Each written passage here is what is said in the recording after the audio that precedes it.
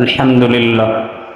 আল্লাহ পাক রব্বুল আলামিনের দরবারে লাখ কোটি শুকরিয়া, যেই মহান রব্বি করিম, যেই মহান মালিক আমাকে আপনাদেরকে সুস্থ অবস্থায় আবার ইমান হালতে 10 মায়ের 10 ফুট 10 সন্তানকে একত্রিত বসে আল্লাহ তাআলার মহা হুকুম জুমার নামাজ আদায় করার ইচ্ছায় জুমার নামাজ আদায়ের পূর্বে দিনই কিছু কথা বলা এবং শোনার তৌফিক যে মালিক দিলেন, ওই মালিকের দরবারে দিল থেকে শুকরিয়া আদায় করে বলে নি আলহামদুলিল্লাহ। আরো একবার মোহাব্বত নিয়ে সকলেই বলে আলহামদুলিল্লাহ। আমার ভাইরা, আল্লাহ পাক রব্বুল আলামিনের মহাগ্রন্থ আল কোরআন 30 পারার প্রথম সূরা সূরা নাবা শেষের একটা আয়াত তেলাওয়াত করেছে। আয়াত 4-5টা আয়াত তেলাওয়াত হবে, এখানে এর উপর কথা হবে। আল্লাহ তাআলা বলেন, ইয়াউমা ইয়াকুমুর রূহু ওয়াল মালাইকাতু সাফফান লা ইয়াতাকাল্লামুনা ইল্লা মান আযিনা লাহুর রহমান ওয়া ক্বালা সাওয়াবা। কিয়ামতের অবস্থার কথা বলতেছেন আল্লাহ তাআলা এখানে। আল্লাহ বলেন, ইয়াউমা ইয়াকুমুর রূহু ওয়াল মালাইকা, সেদিন এমন একটা দিন হবে আজকে ফেরেশতাদের ভিতরে সবচেয়ে ফেরেশতাদের সর্দার সম্মানিত ফেরেশতা হযরত জিবরাইল আমিন আলাইহিস সালাতু ওয়াস সালাম, যাকে রূহুল আমিন বলা হয়, এই জিবরাইল আমিন আলাইহিস সালাতু ওয়াস সালাম ওই দিন দাঁড়িয়ে যাবে। মানুষ তো দাঁড়াবেই। মানুষের অবস্থা কেমন হবে একদম দাঁড়িয়ে থেকে নিশ্চিত, কার কিছু বলার ক্ষমতা থাকবে না। ইয়াকুমুর রূহু ওয়াল মালাইকা, জিবরাইল আমিন সহ তার ফেরেশতা সকলে দাঁড়িয়ে থাকে। কিভাবে? সাফফাল লা ইয়াতাকাল্লামু, কাতারবদ্ধ হয়ে। লা ইয়াতাকাল্লামুনা ইল্লা মান আযিনা লাহুর রহমান। আল্লাহ বলেন, ওই দিন কারো কোনো কথা বলার ক্ষমতা থাকবে না, অনুমতি দেওয়া হবে না। হ্যাঁ, যেই ব্যক্তিকে যাকে অনুমতি দেওয়া হবে সেই ব্যক্তি সেই সত্তাই কথা বলতে পারবে। কি বলবে? ওই দিন মিথ্যা বলার কোনো সুযোগ নাই, সওয়াব বা সঠিক কথা নাই, সত্য কথা তাকে বলতে হবে। যালিকাল ইয়াউমুল হক। মনে মনে চিন্তা ভাবনা করতে পারো তোমরা যারা বস্তুবাদী চিন্তা ভাবনা, যারা আখিরাত কিয়ামত বিশ্বাস করে না, এদের কথা। যালিকাল ইয়াউমুল হক, এই দিনটা সত্য, এখানে কোনো সন্দেহ নাই।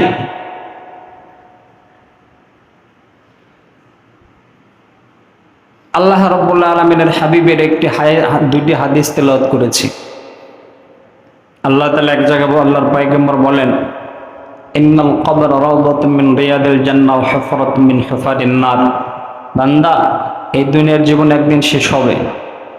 শেষের যে প্রথম ঘাটি হবে কবর, এই কবরটা কারো জন্য হয়তো জান্নাতের বাগান হবে, নয়তো বা কারো জাহান্নামের একটি টুকরা হবে, গর্ত হবে। অপর এক জায়গায় আল্লাহ রাসূলের যে হাদিসটি তেলাওয়াত করে আল্লাহ রাসূল বলতেছেন, মান তামাসসাকা বিসুন্নতি ইনদা ফাসাদি উম্মতি ফালাহু আজরু মিয়াতি শাহীদিন। এই ফিতনা ফাসাদের সময়, যেই সময়টা আমার উম্মতের উপরে আসবে, এই উম্মতরা যদি সুন্নতের উপরে পাবন্দি করে আল্লাহ তাআলা তাকে 100টা গলাকাটা শহীদের সওয়াব দান করবেন। সুবহানাল্লাহ। কোরআনের আয়াত, দুটো হাদিস, এর উপরে 2-4টি কথা। আমার ভাইরা, ইসলামের শুরুর যুগ, আজকে আমরা যারা ইসলাম পেয়েছি, ইসলামটা অতটা সহজে আমাদের পর্যন্ত পৌঁছায় নাই। এর বিনিময়ে অনেক কোরবানি গেছে, কোরবানি দিতে হয়েছে। হযরত বিলাল হাবশী রাদিয়াল্লাহু তাআলা আনহুর ইতিহাস আপনাদের জানা, আম্মার ইবনে ইয়াসির রাদিয়াল্লাহু তাআলার ইতিহাস আপনাদের জানা। হযরত সুমাইয়া রাদিয়াল্লাহু তাআলা আনহু প্রথম শহীদ ছিলেন মেয়েদের ভিতরে, মহিলাদের ভিতরে। এনার ইতিহাস আপনাদের অনেকেরই জানা। অনেকেই জানি বর্তমান প্রজন্ম যারা আমাদের এখন যারা উঠতে বয়সে হাল সময় যারা যুবক যারা হইতেছে, এদের হয়তো জানা নাই, কারণ এদের ধর্ম নিয়ে পড়ালেখা খুব কম হয়। এদের সারাদিন মোবাইল নিয়েই ব্যস্ত। হযরতে ইবনে হাজার আসকালানী রাহমাতুল্লাহি আলাইহি, উনি একটা ঘটনা বলেছেন হযরত আম্মার ইবনে ইয়াসির রাদিয়াল্লাহু তাআলা আনহু। এই আম্মার ইবনে ইয়াসির রাদিয়াল্লাহু তাআলা, তার বাবার নাম ছিল ইয়াসির, ইনি ছিলেন মুসলমান, একসাথে ইসলাম গ্রহণ করেন। হযরত সুমাইয়া, তার মায়ের নাম, একসাথে ছেলে, বাবা এবং মা একসাথে ইসলাম গ্রহণ করেন। ইসলাম আজকে আমরা যেইভাবে সহজভাবে পেয়েছি এইভাবে আসে নাই। ইসলামের শুরু জগৎ যখন আল্লাহ রসুল দাওয়াত দিচ্ছিলেন, দিনের দাওয়াত, প্রথমত 6 মাস পর্যন্ত আল্লাহ রসুলের কাছে ওহী আসছে স্বপ্নের যুগে। 6 মাস পর আল্লাহ তাআলা আয়াত নাযিল করলেন, ওয়া আনজির আশীরাতাকাল আকরাবিন। হাবিব, এ পর্যন্ত আপনি নিজে নিজে যেইভাবে দিনের দাওয়াত দিয়েছেন গোপনে গোপনে, এখন আর গোপনে গোপনে দিনের দাওয়াত দেওয়ার সুযোগ নাই। আপনি আপনার হকের কথা, কালিমার কথা, একত্ববাদের কথা, তাওহীদের কথা, এই কথাগুলো মক্কার আনাচে কানাচে প্রত্যেকটা মানুষ পর্যন্ত দিনের দাওয়াত আপনাকে পৌঁছানোর দায়িত্ব পৌঁছে দেওয়া হবে। এর পদ্ধতি কেমন? এই 40 বছর যাবৎ যেই মানুষগুলো আপনাকে আল আমিন বলেছে, বিশ্বাসী বলে বিশ্বাস করেছে, সমস্ত মানুষগণ আপনাকে যে যাই করুক কোনোদিন মিথ্যা কথা বলতে দেখে নাই। আপনাকে আপনার চরিত্রের ভিতরে কালি লেপন করবে এমন কোনো কথা আপনাদের দ্বারা সংগঠিত হয় নাই, তারা দেখে নাই। যার কারণে মক্কার অলিতে গলিতে প্রত্যেকটা শিশু বাচ্চার থেকে শুরু করে নারী পুরুষ সকলেই আপনাকে মহব্বতের একজোটে ভালোবাসে। আপনি যখন এদের বাপ দাদার 14 পুরুষের পূর্বপুরুষের ধর্ম থেকে তাওহীদের দাওয়াত দিবেন, এই দাওয়াত দিতে গেলে প্রথম আপনি দাওয়াত দিয়ে শুরু করেন আপনার আত্মীয় স্বজন যারা আছে এদের মাধ্যমে। ওয়ানজির আশীরাতাকাল আকরাবিন, আপনার নিকটস্থ যারা আছে চাচা দাদা, এদেরকে আপনাকে দিনের দাওয়াত দেন। প্রথম ধাপে যখন আল্লাহ রাসূল দিনের দাওয়াত পেশ করলেন, হযরত খাদিজাতুল কুবরা রাদিয়াল্লাহু তাআলা আনহাকে দাওয়াতের সাথে সাথে ইসলাম গ্রহণ করেছেন, কোনো প্রশ্ন করে নাই। হযরত আলী রাদিয়াল্লাহু তাআলা আনহু, হযরত আবু বকর সিদ্দিক রাদিয়াল্লাহু তাআলা প্রথম ধাপে ইসলাম গ্রহণ করেছেন এরা। হযরত আম্মার ইবনে ইয়াসির রাদিয়াল্লাহু তাআলা আনহুকে যখন দিনের দাওয়াত দেওয়া হলো, বলা হলো তোমাদের বাপ দাদার যে মূর্তি পূজা শিরক তোমরা করছো, এইগুলো ছেড়ে দাও, এক আল্লাহ তাআলার তাওহীদের একত্ববাদের প্রভুর তোমরা ইবাদত করো, মালিকের ইবাদত করে, যিনি তোমাদেরকে সৃষ্টি করেছেন। কিসের তোমরা পূজা করো? নিজের হাতে তৈরি করেছো, নিজের হাতে বানাও, বানানোর পরে আবার তাকেই তোমরা ভগবান বলে, প্রভু বলে তোমরা আখ্যায়িত করো, তার ইবাদত করে গেলে ছেড়ে দাও। ছেড়ে দিয়ে ওই মালিকের ইবাদত করে যিনি আমাকে আপনাকে সৃষ্টি করেছেন। আপনাকে সৃষ্টি করেছেন কে? জোরে বলেন। হযরত আম্মার ইবনে ইয়াসির রাদিয়াল্লাহু তাআলা আনহু দিনের দাওয়াত পেলেন, বাবা দিনের দাওয়াত পেয়েছেন, মা দিনের দাওয়াত পেয়েছেন, পাওয়ার সাথে সাথে ইসলাম গ্রহণ করেছেন। নবুয়তের প্রথম 3 বছর যাবৎ দিনের দাওয়াতের সময় মক্কার কাফেররা কখনো আল্লাহ রাসূলের উপর জুলুম অত্যাচার কারো উপর করে নাই। দিন দিন যখন দিনের দাওয়াত বাড়তে বাড়তে যখন সংখ্যায় বেশি হয়ে গেল, যেই কথাগুলোই বলা হয় আল্লাহর পয়গম্বর যা বলেন সব কিছু এক বাক্যে স্বীকার করে নেয়, মুসলমানের সংখ্যা বাড়তে থাকে। যারা মুশরিক মূর্তি পূজক যারা নেতা ওই সময়ের আবু লাহাব, উতবা সাহেব, আবু জেহেল, এদের মাথায় টনকলো, না না এইভাবে আর চলতে দেওয়া যায় না, মুহাম্মদ সাল্লাল্লাহু আলাইহি ওয়াসাল্লামকে বাধা দিতে হবে। যারা সাধারণ কৃতদাস ছিল এদেরকে যার যার মনিবের মাধ্যমে প্রত্যেকটা মানুষ তাদেরকে কষ্ট দিয়েছে। হযরত খাব্বাব রাদিয়াল্লাহু তাআলা আনহু কামার ছিলেন, কামারের কাজ করতেন, তার মনিব ছিল একজন মহিলা। এই খাব্বাব রাদিয়াল্লাহু তাআলা আনহুকে যে কামারের কাজ করতেন, উনি কয়লার অঙ্গারের উপরে জীবন্ত মানুষ থেকে শোয়ায় দিয়ে রাখত। ইবনে হাজার আসকালানী বলেন, বর্ণনা এমন এসেছে খাব্বাব রাদিয়াল্লাহু তাআলা আনহুর পিঠে অঙ্গার যে কয়লা ভিতরে ঢুকে যেত, চর্বিতে আগুনগুলো নিভে যেত। আম্মার রাদিয়াল্লাহু তাআলা তবু দিনের পথ ছাড়েন নাই। হযরত আম্মার ইবনে ইয়াসির রাদিয়াল্লাহু তাআলা আনহু যার কথা বলতেছিলাম, ইবনে হাজার আসকালানী রাহমাতুল্লাহি আলাইহি বলেন, এই দিনের দাওয়াত প্রচার করতে গিয়ে শুধুমাত্র একটাই অপরাধ, ইসলাম গ্রহণ করেছে, হক কথা গ্রহণ করেছে। আম্মার ইবনে ইয়াসির রাদিয়াল্লাহু তাআলা আনহুকে উটের সাথে বেঁধে দিয়েছে, 2 পা 2 সাইডে বেঁধে দেওয়ার কারণে 2 দিক থেকে উটকে যখন তাড়ানিতে আঘাত করেছে, 2 দিকে উট দৌড় দিয়েছে। জীবন্ত আম্মার ইবনে ইয়াসার মাঝখান থেকে ফিরে গেছে। ও ভাই, আজকে নামাজের জন্য আপনাকে দাওয়াত দেওয়া হলে নামাজের সময় আপনার কাছে নাই।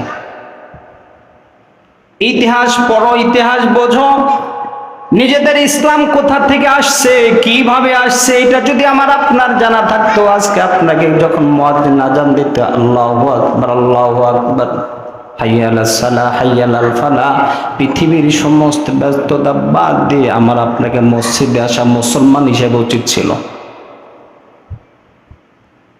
আম্মার ইবনে ইয়াসারকে জীবন্ত মানুষকে ফিরে ফেলেছে দুই দিকে উটের সাথে বেঁধে দিয়ে। হযরত সুমাইয়া রাদিয়াল্লাহু তাআলা আনহা, একে ওই সময় আবু জেহেল, লাহাব, উতবা, সাইবা এরা সকলে মিলে আবু জেহেল বিশেষ করে হযরত সুমাইয়া রাদিয়াল্লাহু তাআলা আনহার লজ্জাস্থানে বর্ষা মেরেছে, এদিক থেকে ওদিক ফিরে দিয়েছে। জীবন্ত মানুষ কাঁদতে কাঁদতে সাথে সাথে মৃত্যুবরণ করেছে ইসলামের প্রথম শহীদ। বলতেছিলাম এই দিন ইসলাম, আজকে আমরা যেই কালিমা পেয়েছি, কালিমাটা অতটা সহজ আসে নাই। এই কষ্ট যারা সহ্য করেছে এদের প্রত্যেকের জন্যই কিয়ামতের ময়দানে দুনিয়ার থেকে আল্লাহ তাআলা জান্নাতের সুসংবাদ দিয়েছেন। সুবহানাল্লাহ। আল্লাহর পয়গম্বর বলেন, উম্মত তোমাদের এই যে ক্ষমতা যেইভাবে তোমরা পাইছো, আজকে যে হায়াতটা, মানুষের জীবনটাকে, কবরের জগৎটাকে সাজানোর জন্য আল্লাহ তাআলা হায়াত দিয়েছেন, ওই কবরের জগৎ কিয়ামতের ময়দানের অবস্থা এমন হবে, প্রত্যেকটা মানুষকে দাঁড়ানো হবে, দাঁড় করে দেওয়া হবে, বলা হবে আমতাজুল ইয়াউমা আইয়ুহাল মুজরিমুন, হে পাপী পাপিষ্ঠ তোমরা যারা আছো, গুনাহগার, অপরাধী, তোমরা আলাদা হয়ে যাও, আলাদা হয়ে যাও, অটো আলাদা হয়ে যাও। আব্দুল কাদের জিলানী রাহমাতুল্লাহ আলাইহি বলেন, চোখের পানি আমি কোন সময় রাত্রি জাগরণ করা ছাড়া থাকতে পারতাম না, সারা রাত জাগরণ করে ইবাদত করতাম। খাজা মঈনুদ্দিন চিশতি রাহমাতুল্লাহ আলাইহি সারা রাত জাগ্রত করে ইবাদত করতেন। আশরাফ আলী থানভী রাহমাতুল্লাহ ইতিহাস, ইমাম আবু হানিফা রাহমাতুল্লাহ আলাইহি ইতিহাস, শাফি রাহমাতুল্লাহ আলাইহি ইতিহাস পড়বেন। কেন আপনারা ঘুমান না? বলে ঘুমায় নাই এই কারণে পৃথিবীর মানুষগুলো যেইভাবে গুনার দিকে ধাবিত হচ্ছে, এদেরকে তো দিনের কথা প্রচার বোঝানোর জন্য কাউকে দরকার। সবাই যদি ঘুমায় যায় এদেরকে বোঝাবে কে? রাত্রি জাগরণ করে মালিকের সাথে কথা বলে এবং উম্মতের ফিকিরে ভাবি। আব্দুল কাদের জিলানী রাহমাতুল্লাহ আলাইহি আল্লাহর কাছে দোয়া করতেন, মালিক जन्नत दोज़ख से या रब क्या करूं, अर्जू है मैं तुझे देखा करूं। মালিক, জান্নাত জাহান্নামের আমার দরকার নাই, আমার তো দরকার তোমাকে। তোমাকে পাইতে গিয়ে যদি আমি আব্দুল কাদেরকে জাহান্নামের আগুনেও জ্বলতে হয়, আমি জাহান্নামের আগুনেও জ্বলতে রাজি, তবে শর্ত হলো জাহান্নামে আমাকে আপনার সাথে থাকতে হবে। এত কষ্ট, এত সাধনার কারণে ইসলাম পেয়েছি আমরা। আল্লাহ রাসূলের সুন্নাত আমাদের জীবনে নাই।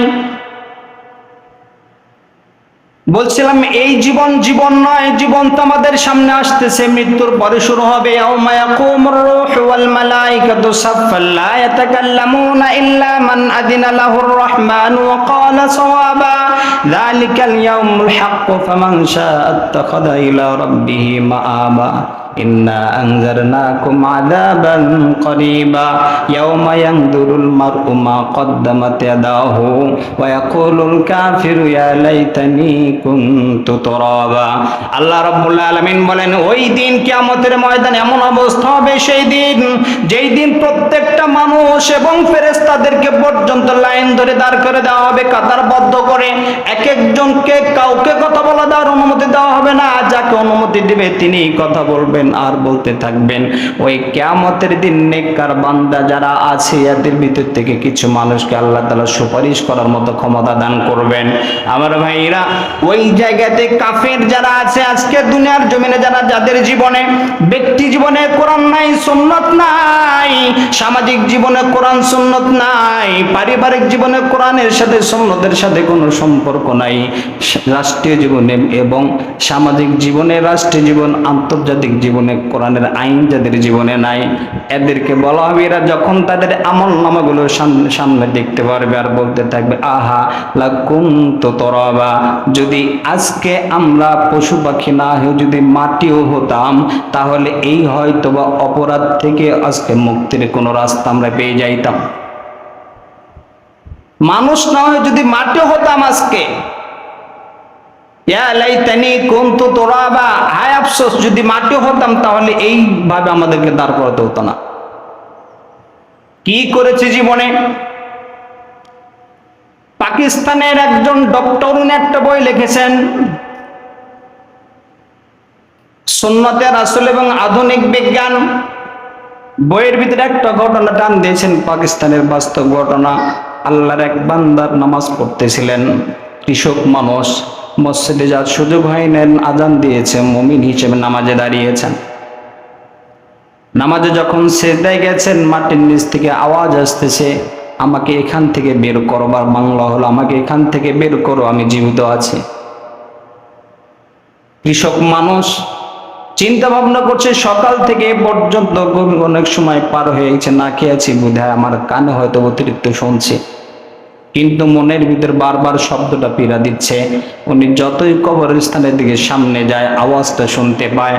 এক পর্যায়ে একটা কবর থেকে আওয়াজ আসতেছে, আমি মাই জিন্দা হো মুঝে নিকলো ইহা সে, আমি জীবিত আছি, আমাকে এখান থেকে বের করো। এলাকার মানুষকে ডাকা হলো, সকলেই মিলে সিদ্ধান্ত নিল কবর খোঁড়া হবে। আল্লাহ রাব্বুল আলামিনের অলৌকিক ঘটনা, ওই সময়ে এলাকার মানুষ যারা ছিল, উনি বলতেছে, এলাকার মানুষগুলো বলতেছিল, আমরা তো বলতে পারি না, তবে এইখান থেকে মাসআলা নেওয়ার জন্য আলেম লাগবে।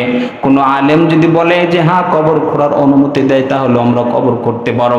কবর যখন খোলা হলো, কবর খনন করার পরে দেখা গেল একটা মহিলার লাশ।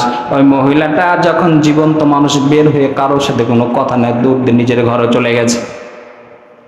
এলাকার সমস্ত মানুষজন একত্রিত হয়ে গেছে, সকলেই আসছে যে কি ব্যাপার, আমরা তাকে বিপদ থেকে উদ্ধার করলাম, তার সাথে আমরা দু চারটে কথা বলবো, কিন্তু কথা বলার সুযোগ নাই, উনি ঘরে চলে গেলেন। কারণ কি? এক পর্যায়ে এর আগে দরজার পাশে পর্দা মেনটেন করে বলতেছেন, মা অথবা বোন, আমরা তোমাকে বিপদ থেকে বের করলাম, তুমি কেন আমাদেরকে কথা না বলে চলে গেলা? বলতেছে, আমার যে চেহারার অবস্থা, এই চেহারা যদি তোমরা দেখো, তোমরা কেউ সহ্য করতে পারবে না, পাগল হয়ে যাইবা। কেন? কয় দুনিয়ার জমিনে আমি যখন চলেছি, পর্দার পুশিদার খবর ছিল না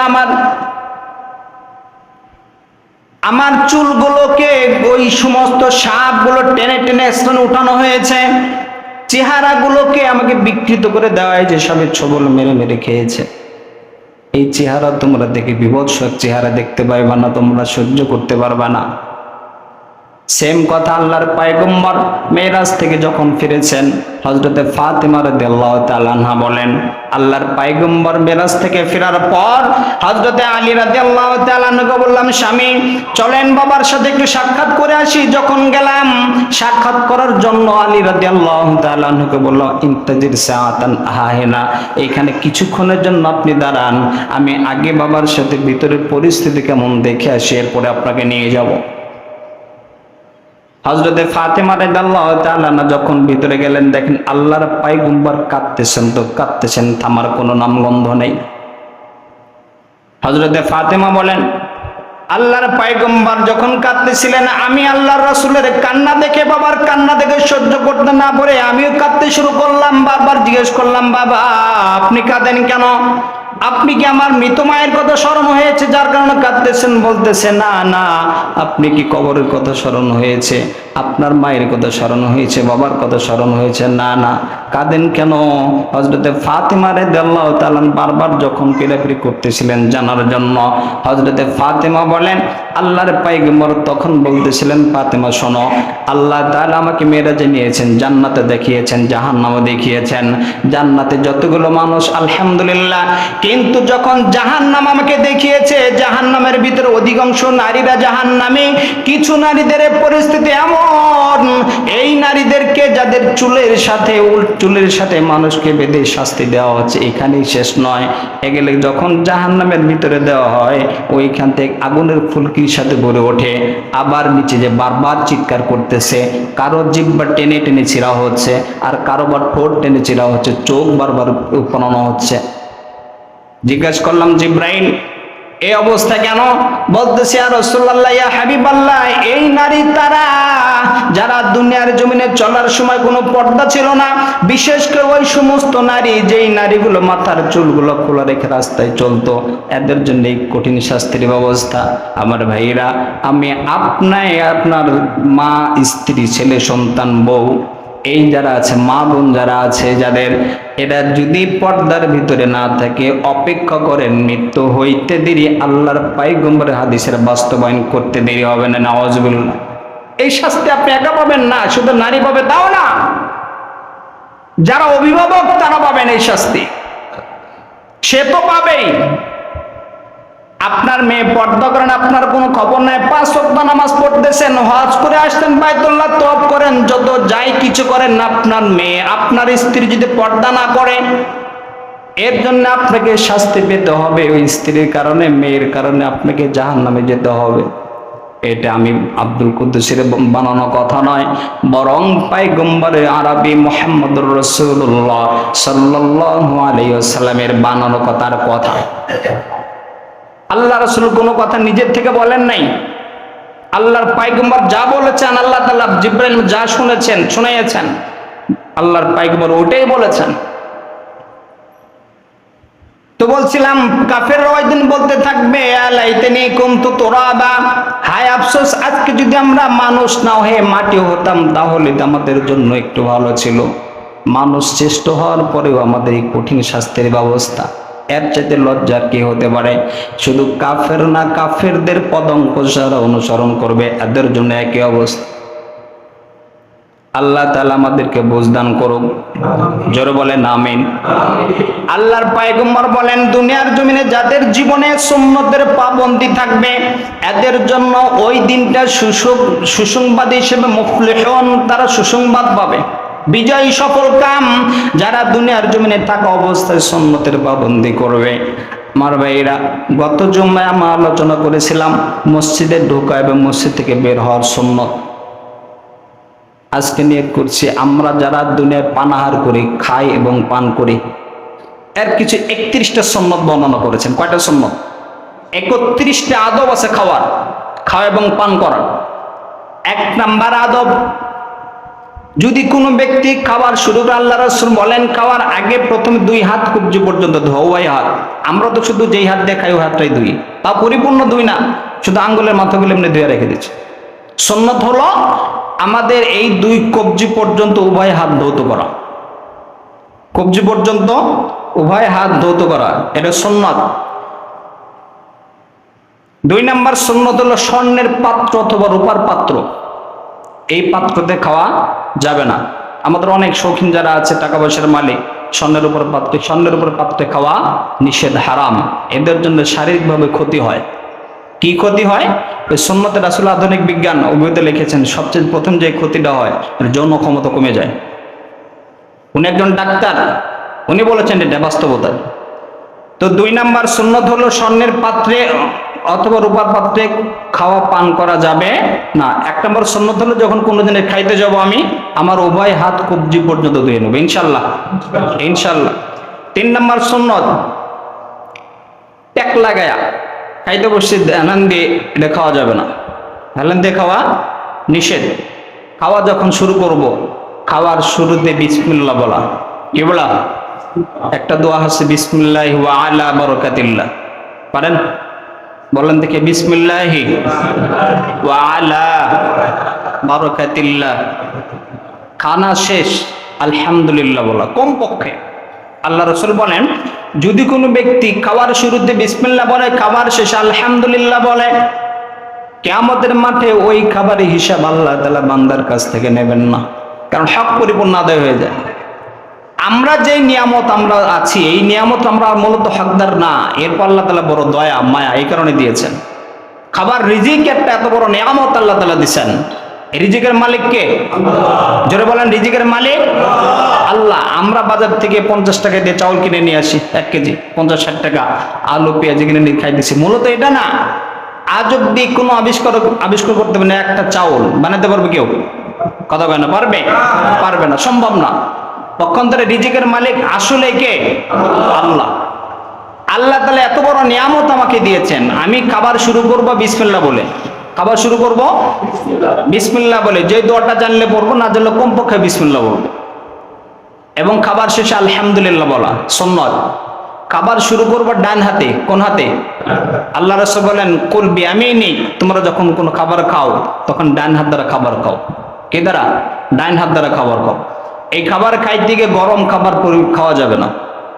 গরম যে খাবারটা, আল্লাহ রাসূল বলেন, গরম খাবারের ভিতরে চাইতে ঠান্ডা করে খাওয়া, ওই খাবারের ভিতরে আল্লাহ তাআলা বরকত বেশি রেখেছেন। সুবহানাল্লাহ। তো খাইতে যখন যাব, গরম খাবার খাওয়া যাবে না, ঠান্ডা করে খাও। খাবার ঠান্ডা হয় না, সময় কম, বারবার ফু দিচ্ছে, যেটা প্লেট আমরা দেই। আল্লাহ রাসূল বলেন, খবরদার, লা তানাফাসু ফিল ইনা, তোমরা কোনো পাত্রের ভিতরে ফুক দিয়ে খাবার খাবা না। কারণ ডাক্তারি বিদ্যা বলে মানুষের নিঃশ্বাসের সাথে জীবন বের হয়। এই জীবন আপনি যখন ফু দিচ্ছেন, এই জীবন আপনার খাবারের সাথে যে পরবর্তী আপনার পেটের সমস্যা হবে। আল্লাহ রাসূলের সুন্নাত 1450 বছর আগের কথা, বিজ্ঞান এখন গবেষণা করে বের করছেন। সুবহানাল্লাহ। আল্লাহ তাআলা আমাদেরকে বুঝ দান করেন, যেটা বলেন আমিন। খাবার শেষ। খাবার শেষে যখন উঠবো, ওঠার আগে আঙ্গুল, মাঝে মাঝে আঙ্গুল চেটে খাওয়া। কি খাওয়া? আঙ্গুলগুলো চেটে খাওয়া, প্লেটগুলো চেটে খাওয়া। লাভ কি? আঙ্গুলের চাটন দিলে, চাটলে এখান থেকে একটা প্রকার লালা বের হয়, যে লালাগুলো মানুষের হজম শক্তি বৃদ্ধি করে। সুবহানাল্লাহ। আমরা তো এখন আধুনিক হোটেলে গেলাম খাইতে, মনে করে রেস্টুরেন্টে অর্ধেক খাবার ফালাই রেখে চলে আসছে, এটা ফ্যাশন মনে করে। এটা না, খাবার পরিপূর্ণ খাওয়া এবং চেটে চেটে খাওয়া। চামচ, যেটা কাটা চামচ, আর চামচটা আবিষ্কার হয়েছে হাত থেকেই। আসল যেটা, আসল বাদে নকল না টানাটানি। হাত দিয়ে ছিঁড়ে ছিঁড়ে খাওয়া। মানুষ যখন কোনো খাবার খাওয়ার ইচ্ছা করে, নিজের যে পঞ্চম দিয়ে প্রত্যেকটা অঙ্গ পর্যন্ত খাওয়ার একটা ইচ্ছা তৈরি হয়। আপনি হাতে এরকম, হাতের ভিতরে এমন একটা হজম ক্ষমতা আল্লাহ তাআলা দিয়েছেন, দেখবেন একটা খাবার, তরকারি, বিশেষ করে মা বোন যারা আছেন, কোনো খাবার কি বলে রান্না করা শেষ, অনেকে আমাদের আঞ্চলিক ভাষায় ঠুক দিয়ে খাওয়া, আপনারা কি বলেন? খাবার শুরুর আগেই মনে নিয়ে একটা খাইলাম, এটার কি বলেন? বোঝেন নাই মনে হয় আমার কথা। তরকারি রান্না হয়েছে, মনে করে রেখে দিছে, আপনি যাইতেছেন, মনে চলে একটু দেখি, একটা উঠাই নিলেন। এটাকে, এই খাবারটা আপনার কি বলেন? লবণ চাকা বলেন, যেটা বলে আমাদের ঠোক দেখা বলে, যেটাও। তো এই খাবার খাইতেছেন আপনি, মা বোনরা দেখবেন হাত দিয়ে উঠাতে নিষেধ করে। কেন? যেই তরকারি আপনি হাত আগে দিবেন, ওটা তাড়াতাড়ি নষ্ট হয়। তার মানে হাতের ভিতরে হজম ক্ষমতা আছে। তো হাত দিয়ে খাবার খাওয়া। প্রথমত গরম খাবার খাওয়া যাবে না, খাবারে ফু দেওয়া যাবে না। যখন খাইতে যাব, ডান হাতে খাবার খাবো। চামচ দিয়ে খাওয়া, এটা সুন্নতের খেলাফ। আমরা চামচ দিয়ে এটা পরিহার করব ইনশাল্লাহ। চা আমরা যারা খাই, বিশেষ করে খাবার যে ডাইন হাতে খাওয়া, এখন বাম হাতে খাওয়াটা ফ্যাশন আমরা মনে করি। চা খাইতেছি, সুস্থ মানুষ বাম হাতে চা পান করছে, অনেকে দেখা যায়। এখন যদি বলা ভাই বাম হাতে কেন, বলতে পারবো না কেন, এমনি দেখা দেখি। তো ডাইন হাতে খাওয়া, আপনি চা খাবেন ডান হাতে খান। খাবারটা বসে খাওয়া, দাঁড়িয়ে খাওয়া নিষেধ। পানি পান করা, বসে পান করা। পানি যখন পান করতে যাবো, 3 নিঃশ্বাসে পানি পান করা। কয় নিঃশ্বাসে? 3 নিঃশ্বাসে পানি পান করা। আল্লাহ রাসূল সাল্লাল্লাহু আলাইহি ওয়াসাল্লাম জিজ্ঞাসা করে, ইয়া রাসূলুল্লাহ, ইয়া হাবিবাল্লাহ, আপনি পানি পান করতে 3 নিঃশ্বাসে কেন পান করেন? আল্লাহ রাসূল বলেন, এর ভিতরে আল্লাহ তাআলা পরিপূর্ণ তৃপ্তি দান করেছেন। সুবহানাল্লাহ। পিপাসা নিবারণ হয়, একসাথে ঢকঢক করে আপনি খেলেন, পেটের সমস্যা হওয়ার সম্ভাবনা থাকে। 3 নিঃশ্বাসে পানি পান করেন, যখন পান করতে যাবেন, পান করার নিয়ম, আপনি একবার দিলেন মুখে, দেওয়ার পরে গ্লাসটা সরায় রাখেন, নিঃশ্বাস ছাড়েন, আবার নেন, সরায় রাখেন, নিঃশ্বাস ছাড়েন, আবার পান করেন। 3 নিঃশ্বাসে পানি পান করা সুন্নত। এর বেশি লাগলে সুন্নত ওই অনুযায়ী হবে, সুন্নতের খেলাফ হবে, সুন্নতের যে ছক এটা পাবো না। খাবার শেষে কুলি করা সুন্নত। খাবার শেষে কুলি করা সুন্নত। আমরা যারা রাত্রি খাবার খাই বিরাজ করে অনেকে মিসওয়াক করে, অনেক যে আছে, তো এটা করব। অনেক বেজে গেছে, সময় দেখুন। তো খাবারের জন্য 31টা সুন্নত আছে। কয়টা সুন্নত? 31টা। যতগুলো আমরা বিশেষ করে বললাম, ডান হাতে খাবার খাওয়া, খাবারের শুরুতে বিসমিল্লাহ বলা, গরম খাবার না খাওয়া, খাবার সময় বসে খাবার খাওয়া, ঢালান দিয়ে খাবার না খাওয়া, টেকলাগে খাবার না খাওয়া, যে খাবারগুলো খাইতে যাব বিসমিল্লাহ শুরু করা, আলহামদুলিল্লাহ শেষ করা। আল্লাহ তাআলা আমাদেরকে আমল করার তৌফিক দান করেন, জোরে বলেন আমিন। বিশেষ করে ডান হাতে খাবার খাওয়া, পান করা খাবার খাওয়া, এই আমলটা আমাদেরকে করার তৌফিক দান করুক। এটা যখন করবো, আল্লাহ রাসূল সাল্লাল্লাহু আলাইহি সাল্লামের বাণী, মান হাব্বা সুন্নতি ফাকাদ হাব্বানি ওয়া মান হাব্বানি কানা মাই ফিল জান্নাহ। অপর জায়গায় আল্লাহ রাসূল বলতেছেন, মান তামাসসাকা বিসুন্নতি ইনদা ফাসাদি উম্মতি, যে শেষ জামানায় যখন আমার উম্মতেরা এক সুন্নতের পাবন্দি করবে, এদের জন্য আল্লাহ তাআলা গলা কাটা শহীদের সওয়াব দান করবেন। সুবহানাল্লাহ। এই আয়াতের প্রেক্ষিতে, এই হাদিসের প্রেক্ষিতে আল্লাহ তাআলা বলেন, ইয়াউমা ইয়াকুমুর রূহু ওয়াল মালায়েকাতু সাফফান, যেদিন সমস্ত মানুষ কাতারবদ্ধ হয়ে দাঁড়াবে, ওই দিন কিছু মানুষকে আল্লাহ তাআলা তার রহমতের ছায়াতলে জায়গা দান করবেন। সুবহানাল্লাহ। এরা কারা? এরা হলো ওই সমস্ত লোক যারা দুনিয়ার জমিনে আল্লাহ রাসূলের সুন্নতের জীবন পাবন্দি করেছেন। সুবহানাল্লাহ। আল্লাহ তাআলা আমাদের সকলকে সুন্নতের পাবন্দি করার তৌফিক দান করেন, জোরে বলেন আমিন। এবং যেই সমস্ত কাজ আমল করব, আমলগুলো আগে জেনে শুনে বুঝে আমল করার তৌফিক দান করুন।